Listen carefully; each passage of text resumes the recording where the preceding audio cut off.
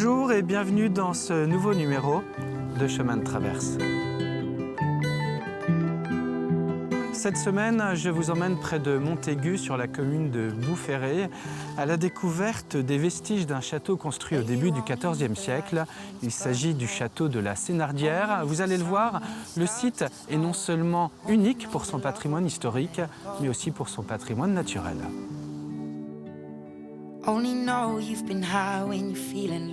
Bonjour Marie-Eugène. Bonjour. Alors vous êtes architecte à la retraite et consultant en jardin historique. Nous sommes ici dans un lieu finalement assez méconnu des Vendéens et pourtant un lieu assez exceptionnel. En fait, il s'agit d'un jardin Renaissance. Tout au moins, il y a une première plateforme qui est une plateforme d'un château médiéval, et après on a une plateforme surélevée qui est un jardin Renaissance. Puis après des communs en arc de cercle plutôt fin 17e, début 18e. Alors ce lieu-là, il a vu défiler plusieurs familles. On avait d'abord la famille Sénart à l'origine du château. Alors c'est ce qui donne le nom de la Sénardière, c'est effectivement la famille Sénart qui construit le premier château médiéval avec ses tours sur une plateforme fossoyée, c'est-à-dire une petite plateforme, comme vous le voyez, entourée d'eau, 2 tours, un logis, simple, a priori simple. On a peu d'archives sur le lieu même de la Sénardière.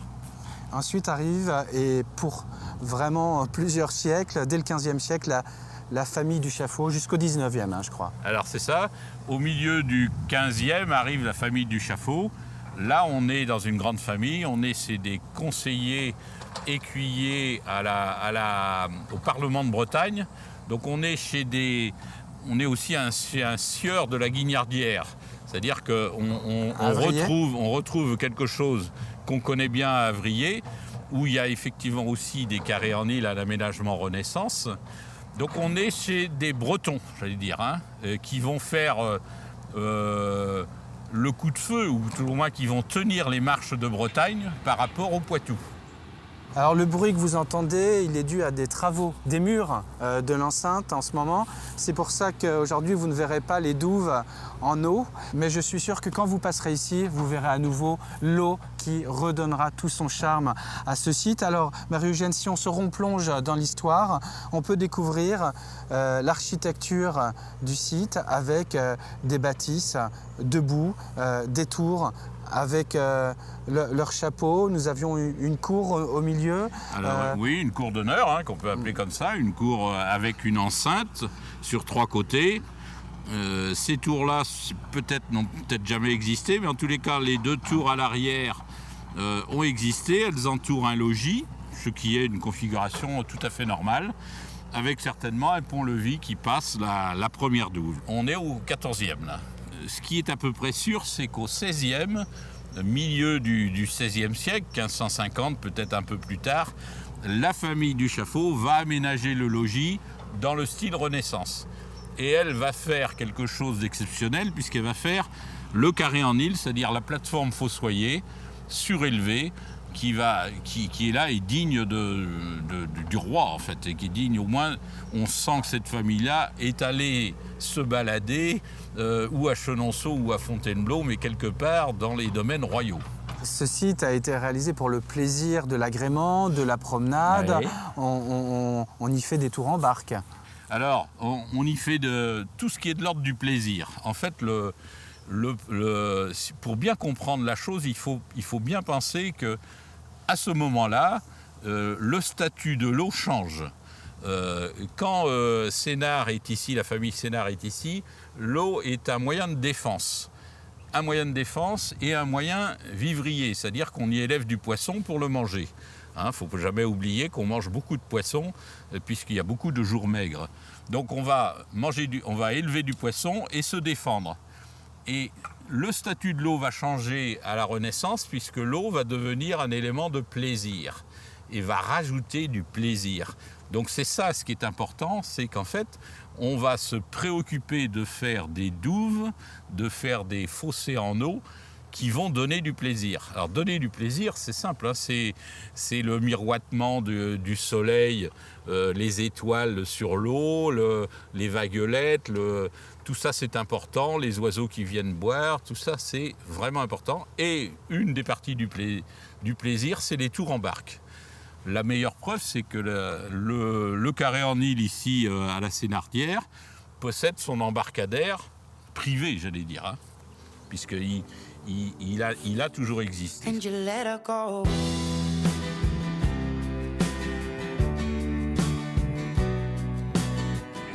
Ici, vous avez un carré en île qui est pas un vrai carré, puisque le principe du carré en île, le mot carré s'utilise à la Renaissance pour une figure géométrique à angle droit, mais pas obligatoirement quand les côtés sont égaux. Donc en fait, on est ici sur une base d'un rectangle, qu'on n'appelait pas rectangle à l'époque, mais un carré long ou un bar long. On va dire jardin en île, par exemple. Alors on peut dire jardin en île ou jardin-île, mais moi je dis carré parce que c'est un peu la figure géométrique. On imagine que l'endroit était idéal pour recevoir. Alors, recevoir, mais c'est plus la vie de famille en fait qu'il faut y comprendre. Ici, dans ce carré en île, surtout surélevé comme ça, on a, alors c'est les textes qui nous le disent, hein, on a sur 3 côtés une charmille qui permet aux propriétaires de se promener, de deviser, de faire des discussions galantes, pour rester poli, mais aussi des discussions d'affaires, puisqu'en fait, dans le logis, vous ne pouvez pas, dans le logis, vous ne pouvez rien garder secret. Donc tout se discuter, les affaires vont se discuter sur cette plateforme, en cheminant dans la charmille, sous la charmille. Et là, vous jouissez du paysage, parce que dans la charmille, on va faire des fenêtres, on va faire des ouvertures vous permettant de regarder. Mais vous n'êtes jamais vu du paysage. C'est-à-dire qu'au grand jamais, un individu quelconque ne vous voit et voit avec qui vous êtes. Parce qu'en fait, il n'y a qu'une seule ouverture à cette plateforme, c'est le pont, qui est toujours un pont piéton, qui est souvent un pont dormant, mais qui peut être un pont-levis. On a des exemples en Deux-Sèvres de pont-levis, donc de pont-levis piéton. Hein. Et quand c'est un pont dormant, c'est toujours maîtrisé, fermé par une grille, dont le propriétaire a la clé dans sa poche. Le site de la Sénardière est propriété du département de la Vendée. Il a œuvré pour protéger ce site. Il y a eu des travaux qui ont été effectués, un aménagement qui a été organisé pour la balade. Et là, c'est très parlant, hein. Les carrés en île dont on parlait, voilà, on peut se plonger dedans. Et encore une fois, imaginer à quoi l'on pouvait avoir affaire à l'époque. Alors effectivement, là, sur ce dessin, on voit très bien la plateforme Fossoyers surélevée par rapport à l'eau, 3 mètres au-dessus de l'eau, 3-4 mètres au-dessus de l'eau.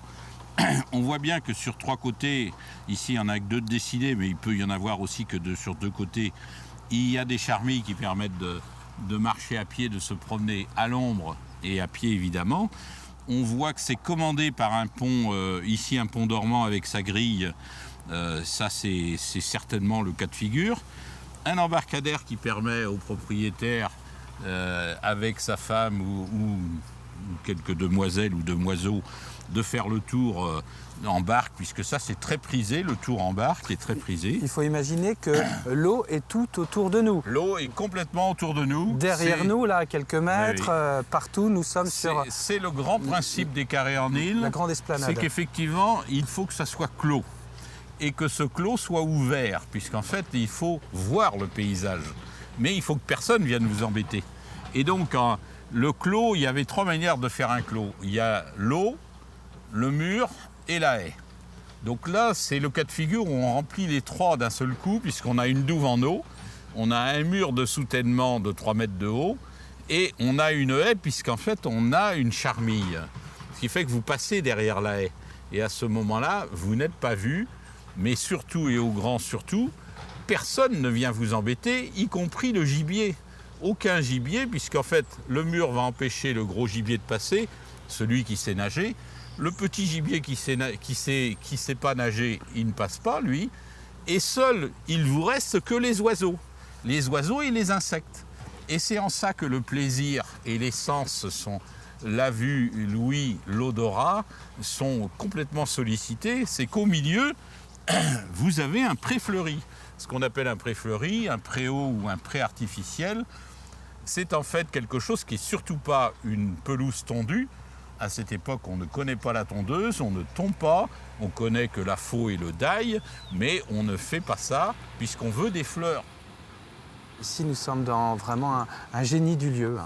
Alors, le génie du lieu, effectivement, c'est ce qu'il y a de plus important. Ça ne se voit pas, mais ça se ressent. Donc ici, c'est surtout la présence de l'eau qui est importante. C'est absolument indispensable de bien comprendre que cette plateforme surélevée étant entièrement entourée d'eau, c'est aussi indispensable de comprendre que vous devez mettre en action tous vos sens, et notamment la vue, l'ouïe et l'odorat. Et pour ça, il faut planter effectivement un certain type de végétation, ici des charmilles, qui vont vous mettre à l'abri du soleil, mais qui vont aussi faire miroiter les rayons du soleil. Et puis, il faut qu'à l'intérieur, ça soit un pré fleuri pour que vous ayez, évidemment, les insectes, les papillons, les oiseaux, et que tout ça, ça soit un moment complet de plaisir. Voilà, qu'on revienne un petit peu à ce moment qu'a bien connu la famille Duchaffault, qui a été propriétaire pendant longtemps ici avec ces fameux carrés en île. Ce que je vous propose, Marie-Eugène, c'est qu'une prochaine fois, on revienne ici et qu'on fasse cette fois-ci la balade en barque quand il y aura de l'eau dans les douves, ce serait pas mal.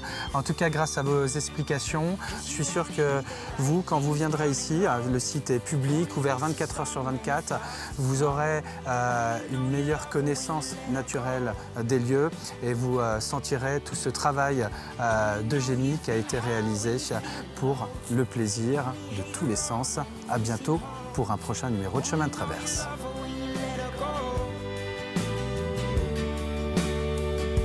You only need the light when it's burning low.